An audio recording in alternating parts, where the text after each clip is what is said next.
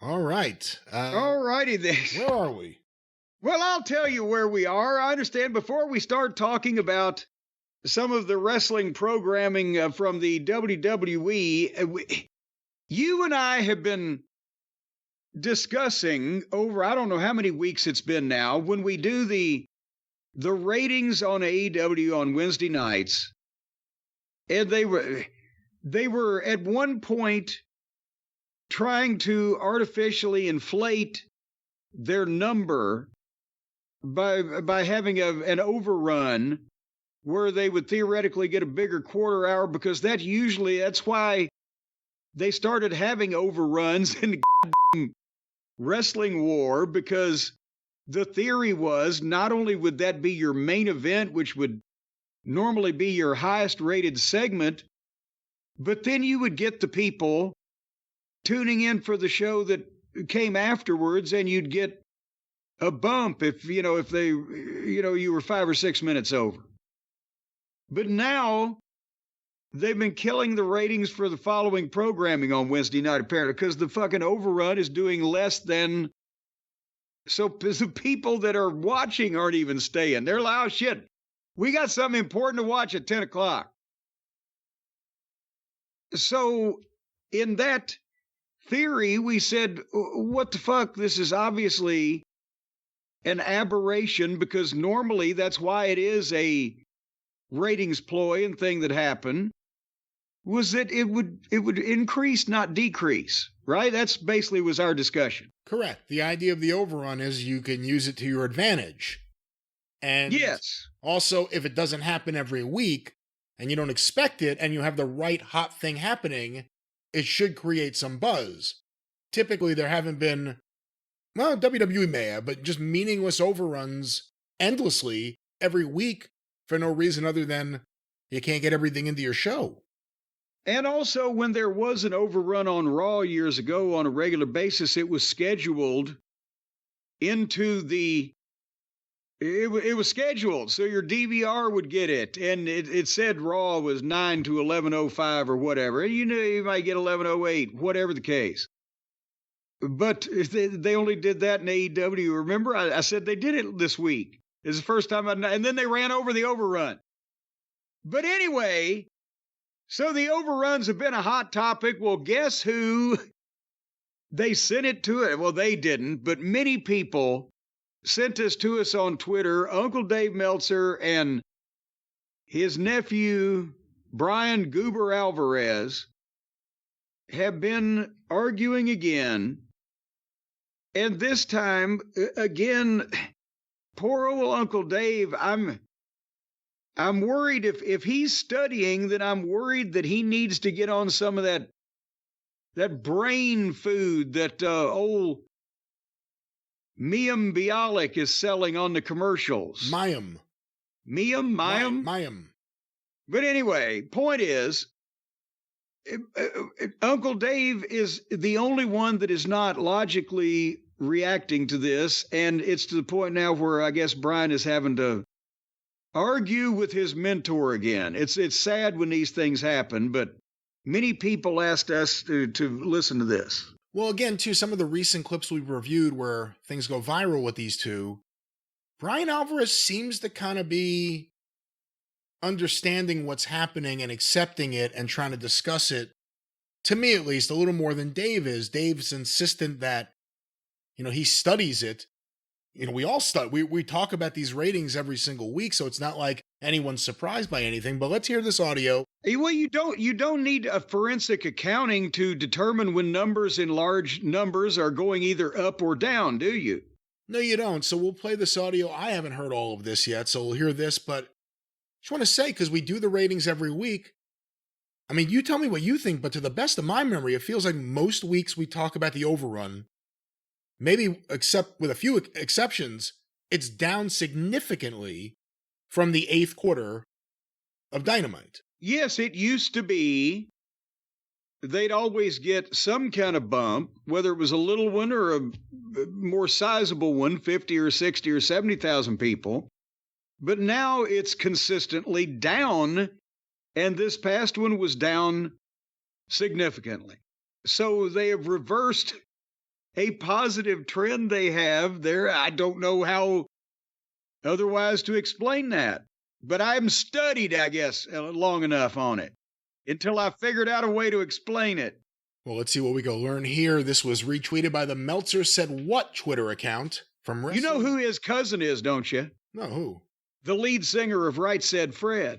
Oh, God. Well, let's go to this from Wrestling Observer Radio on August 23rd. Bryan Alvarez and Dave Meltzer discussing the AEW Overrun. Or after they had a long overrun. And if you look at the quarters again, and this happens all the time, the overrun totally died.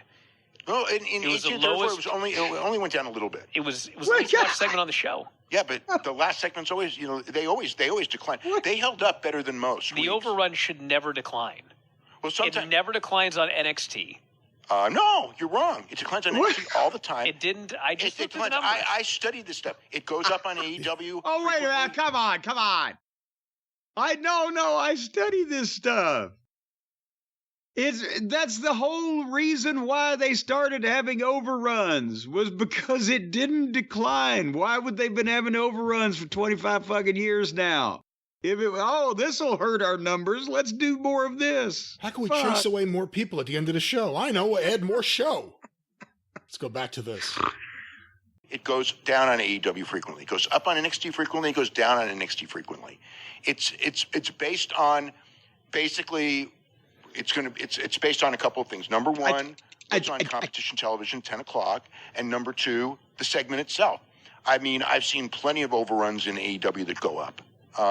Plenty of NXT overruns go down. The overrun did 564. But that's not a little drop.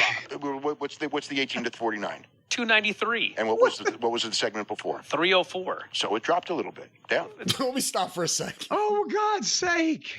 You could say things are not going well. You could say that it's not good. It's not a positive. You could address the fact that the overrun has hurt the show, not helped it. It has not done anything to help Dynamite in terms of interest or ratings. And it's dying every week. People wearing shorts didn't tune out. Oh, well, see, it only went down a little bit. What the fuck? Well, let's go back. There's a little more audio here. Still, a lot of people didn't see it. That's normal. That's a normal last quarter. That's not unusual. I mean, it's like, it went down. NXT went up. So it went up this week. But the point is like, it can go up, it can go down, and it basically depends on more, again, you're going against the convention, so that's like pretty major competition, but it also depends on, it just depends on what you got. And if Danielson and Swerve was something that they thought was great, it wasn't gonna go down. So there's your answer. There's plenty of times it goes up. I can't. Let me stop for a moment there. Well, there's strong competition. Did he actually just admit something though? If Swerve and Danielson isn't a big deal to people, it's going to go down. Of course, the bigger analysis is Tony Khan's booking has made it that way. But it's pulling teeth. You got to get a dentistry degree to get him to admit the obvious without prevarication and fornication and lubrication. Let's go back the last few seconds of this. Fine, last week's, but I think it was the exact same thing happened last week. No, plenty of times. I studied this. It's like I look at them every week. I know it goes. They both go up and down. It depends on the week. We had Hangman. Let me stop it there. That's the end of it. I study this. And he sees things that other people can't see because of his precognitive abilities. And there's someone named Switchblade on Twitter who actually posted, so let's actually do some studying and look at the numbers. And he has posted a series of charts here that appear to disprove what Dave just said. The conclusion from this data is that it is not the norm for either Dynamite or NXT to lose viewers, but since April 10th, it has become almost 50-50 that AEW will lose viewers in the overrun. I'm sure Dave will blame competition, but the competition doesn't seem to affect NXT. Well, there it is. Well, there you go. I mean... the overrun's completely ineffective. They should get rid of it, don't you think? Well, yes, because it actually, at this point, since that goes into their average, so technically now that is decreasing their average. But also for the people who are most interested in, they can't watch it live, but they want to see it. They DVR it and they don't see the goddamn, thing that's supposed to be the big fucking deal at the end, right? They get jacked off for 2 hours, but they don't get to come. So why do it? Because it used to be done when wrestling was popular, and that's his frame of reference. Well, it sounds like Alvarez gets it. To me it does, at least. It sounds like Alvarez kind of sees what's going on. He may not agree with, he may like a lot of that stuff a lot more than we do, but in terms of the actual results, it seems like he's acknowledging what's up. Well, because when you don't acknowledge what is in front of you factually that can be verified, then you come off looking like a complete fucking idiot. Or Dave defending humana, but it goes up and down. It goes up and down. I study this, which does that mean don't question me? What does that mean? I study this. Well, no, he studies it. It's the same thing as you got to learn. He studies it and he learns, and he studies it better, and he's smarter learner. He learns big than everybody else. Do you think wrestling history should be an elective in college and university? And also, who would teach it? Oh, good Lord. No, I think too many people think they know what the fuck about the business to begin with now without trying to teach a bunch more. And then who would teach it? Every fucking jack off it still wants to goddamn make people think they're smart. Could you get anybody that really liked, being a booker or creative in the wrestling business to possibly suffer through teaching a class of goddamn... But that's different. That'd be teaching wrestling philosophy, wrestling psychology. In terms of wrestling history, you're one of the very few bookers who really knows the history. Can you imagine me sitting in a room with people trying to fucking start them from scratch? Yeah. Maybe if you got tenure. I may have 10 years, and I'm not going to spend it on fucking teaching people anymore about fucking wrestling, in person at least. We can impart some wisdom over the airwaves here. Well, let me ask you this, Brian, since they got a 2-hour pre-show and a 5-hour pay-per-view window, and we were just talking about the overruns on Dynamite, what do you think the odds are that they run over on the pay-per-view since they're at Wembley Stadium and they go just way past the wee hour of midnight British Standard Time over there? What do you think? You want to bet on that? Well, I don't want to bet on that because I'm not sure what time they started or what exactly is going on or what the booking philosophies of Wembley are. Well, the best way to do it when you want to go bet on something is to not to have any idea what the fuck is going on. Because that way you got no preconceived notions. Well, that's the first thing. Any good experienced gambler will tell you that they would rather gamble with people that don't have a clue what's going on. It's much more fun. Because that way you get to watch people learn for themselves, right? Well, again, let's talk about people who know what they're doing, and based on what you're saying here, place they can go to do it. What you do, you need to go to the experienced gamblers, our friends over at DraftKings. The DraftKings Sportsbook app that you can download now in the various ways that people download the apps these days. And you can bet on the college football. The colleges are doing football again. They raised a lot of money for new uniforms and to get the new tires for the team bus. So they're doing it again this year. I think they're looking at sending the whole team to the Poconos for a fucking weekend. But anyway, they're doing it right now, and you can bet on it. You can, they got a big matchup. Apparently, we talked about this the other day. The preseason number 1 team is going to fight the preseason number 16 team in a big football match. And, which to me seems kind of unfair. But you can right now, here's the deal. Do they know about the deal, Brian? If you are a new DraftKings customer, if you had just recently or very soon download the DraftKings Sportsbook app now and use the code JCE. And if you're a new customer, you bet $5, you're going to get $250 in bonus bets. Brian, what could you do with $250 in bonus money? Just like that. Oh, man, I think I would reinvest it. Well, no, you'd want to gamble more. That's reinvesting it when it comes to this. Well, there you go then. You're putting it back in. You're trying to make more. You're trying to make more. You're investing your gambling winnings at DraftKings into more gambling winnings because, after all, if you can win once, well, it's simple mathematics that if you do it over and over again, you'll win more than once. So right now, I would suggest actually, I think they'll only give you $250 for the $5. But I mean, if you wanted to go ahead and liquidate your homes or your cars right now, just so you have an available cash pool to draw from, I think you're going to be able to clean up at this out there in podcast land right now.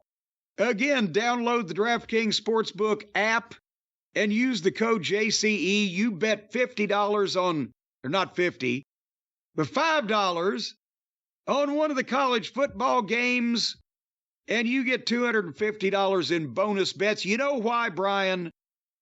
No. Because only on DraftKings, the crown is yours. Oh. That's why. I like that. I like wearing the crown. With DraftKings. Yes, with DraftKings. It's got the pointy things on top and a variety of jewels. Boy, I tell you what. We were in Daggum, what was it? Plowboy Frazier ran the town. He promoted it. A friend of his in Mississippi had this building somehow. It was easily 5 miles from a paved road to get into this town in North Mississippi, probably about 50 miles south of Memphis.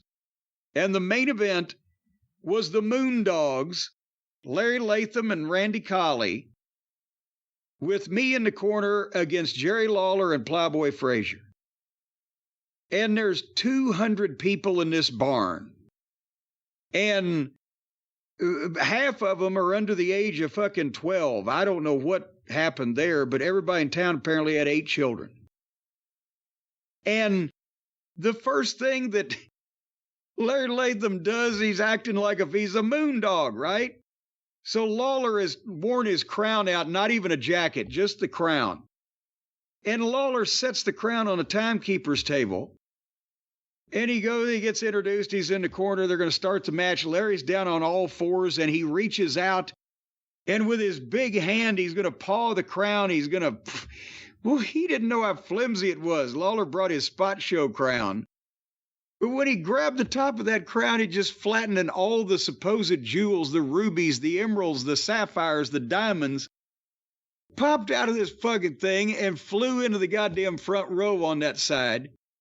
And you should have seen not only the children, but they were quicker, but half of the goddamn adults were diving on top of each other, trying to get these precious fucking emeralds and valuable commodities that they could take and live a happy life with, because this was not a very wealthy town.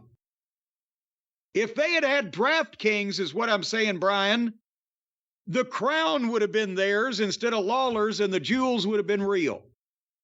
See how I came back to all of that? Oh, wow. Yeah, it was one. I forgot we were talking about DraftKings. Our good friends there. I was so excited talking about Mississippi, but you don't have to miss a thing with DraftKings.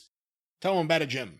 And you don't want to miss a thing. So download the DraftKings Sportsbook app now and use the code JCE to get $250 in bonus bets when you bet just $5 for new customers only on DraftKings. The crown is yours. All right, Brian, do we have to say this shit again? Well, you do, yeah. All right. Hold on, got to take a sip here. Oh, boy. Got the burnt mouth. Okay. Loosen up my neck. Gambling problem? Call 1-800-GAMBLER. In New York, call 877-8-HOPE-NY or text HOPE-NY 467-369. In Connecticut, help is available for problem gambling. Call 888-789-7777 or visit ccpg.org. Please play responsibly. On behalf of Boot Hill Casino and Resort, Kansas, I'm going to need Boot Hill. I need oxygen. 21 plus age and eligibility varies by jurisdiction. Void in Ontario. Bonus bets expire 168 hours after issuance. For additional terms and responsible gaming resources, see dkng.co/ftball. That's right. DraftKings. The crown is yours. Thanks for helping out.